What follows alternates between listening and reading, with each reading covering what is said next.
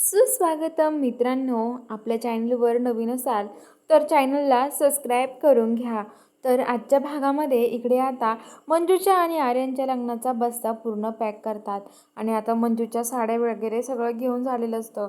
आता ते जिथे बिल करतात तिथे येतात सगळेजण आणि बिल करायला आता तिथे आर्यनला सांगतात. ते म्हणतात की किती बिल झालं, आर्यन विचारतो. तर ते म्हणतात बिल फक्त तुमचं बिल 5 लाख रुपये झालं आहे. तर काय, 5 लाख एवढं बिल? तर ते म्हणतात की हो, मग एवढंच झालं आहे तुमचं बिल. तर आता लगेच जो सत्य आहे तो म्हणतो की काय झालं मग तुला, तुझे वडील तर खासदार आहे ना, मग एवढं बिल भरायला काय झालं तुला? भर ना एवढं बिल, एवढं कमी बिल आलं आहे तरी म्हणतो 5 लाख रुपये. तुझे एवढे पैसे नाहीत का एवढे? जाऊ द्या, कॅन्सल करा, लग्न कॅन्सल, बस्ता कॅन्सल आणि सगळंच कॅन्सल, झाला करा कॅन्सल असं म्हणतो. तर आता लगेच म्हणतो की नाही नाही, आहेत माझ्याकडे पैसे. तर आता लगेच म्हणतो की एवढं मोठं बिल पण कशामुळे आलं ना, मला हेच कळत नाही आहे. तर आता लगेच ते म्हणतात की भरायचं आहे नाही की नाही, कसं का करू सगळं कॅन्सल. तर त्यानंतर कॅन्सल करायची काही गरज नाही आहे, भरतो आम्ही बिल. आर्यन म्हणतो धरा ही कार्ड, माझ्याकडं कार्ड आहे. तर त्यानंतर कॅश आहे का कार्ड आहे? तर त्यानंतर की हो, कॅश कोणी ठेवणार आहे की एवढे पैसे? हो, कॅश नाही आहे, ऑनलाईन धरा कार्ड. आणि कार्ड देतो. आर्यनला खूप राग येतो. तोपर्यंत आता लगेच ते काका बोलतात की चला आत्याबाई, आपण सगळेजण बाहेर थांबूयात. आर्यन तोपर्यंत पिशव्या बॅगा घेऊन येईल. तर तुम्ही उचलू का पिशव्या ते? तर लगेच काका म्हणतात की हो, मग कोण उचलेल मग? तुलाच उचलावं लागेल भाऊ, चला उचल. तर आता लगेच म्हणतात की ठीक आहे. आता आर्यन तिथून बॅगा पिशव्या ते उचलतो आणि आता ते तिथून जायला निघतात. तर आता आर्यनला खूप राग येतो. आर्यन म्हणतो या म्हाताऱ्याच आहे ना, मी नक्कीच काहीतरी करणार आहे, म्हाताऱ्याला सोडणारच नाही आहे असं म्हणत असतो. तर इकडे आता जी मम्मी साहेबां ते आहेत त्या खूप तापलेले असतात, त्यांना बस्त्याला नेलं नाही त्यामुळे. आणि आता ते बाहेर बोलत असतात त्याच्या म्हणजे मम्मी साहेबांच्या रूममध्ये. आणि तिथे आता चित्रकार येतात. ते म्हणतात की काय झालं माया, सपना? तर आता सपना म्हणते अहो तुम्हाला माहिती का पप्पा काय झालं आहे? अहो ते काकांनी बस्ता बांधायला आम्हाला नेलं पण नाही. अहो बस्ता बांधायला तेच गेलेत ते चौघजणं, आम्हाला नेलंच नाही त्यांनी.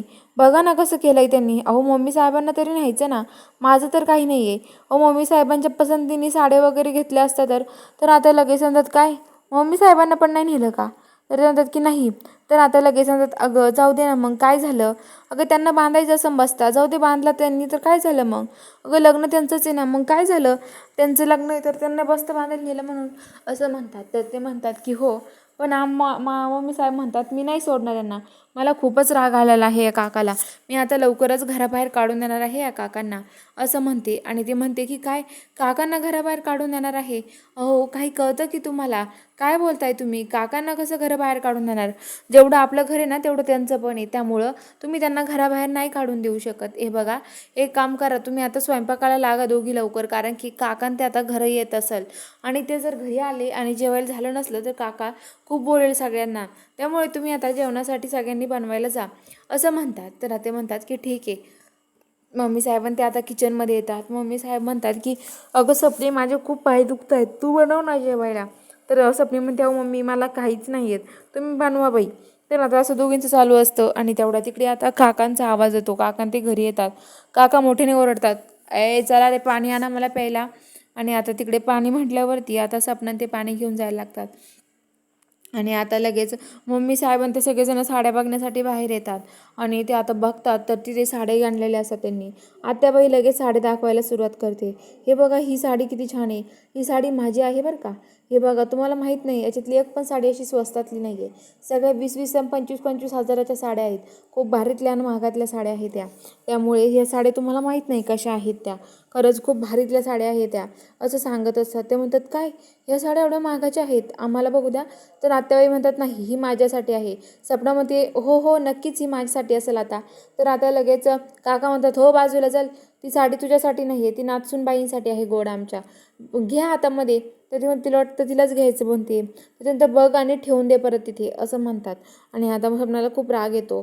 तर आता ते म्हणतात की स्वयंपाक बनवला आहे का जेवणासाठी आम्हाला, चला जेवायला वाढा आम्हाला. आणि आता सगळ्यांना तिथे जेवायला आणतात, सगळेजण जेवायला तिथे बसतात. आणि आता सपना ते सगळ्यांना जेवायला वाटतात. पण आता ते जेवण खाल्ल्यावरती सगळेजण त्याचं काय जेवण झालं आहे, सगळ्यांच्या तोंडाची चव जाते. पण आता लगेच काका ओरडतात काय केलं हे तुम्ही, आणि नाच सुनबाईच्या हाताने सुनबाईच्या हातचं खाल्ल्याशिवाय आमचं पोट तर भरतच नाही बाबा, आम्हाला अर्ध्या पोटावरच झोपावं लागतं, असं ते काका बोलतात. चला बघूया पुढील भागामध्ये नक्की काय इंटरेस्टिंग ट्विस्ट असणार आहे हे बघायला चॅनलला सबस्क्राईब करून घ्या.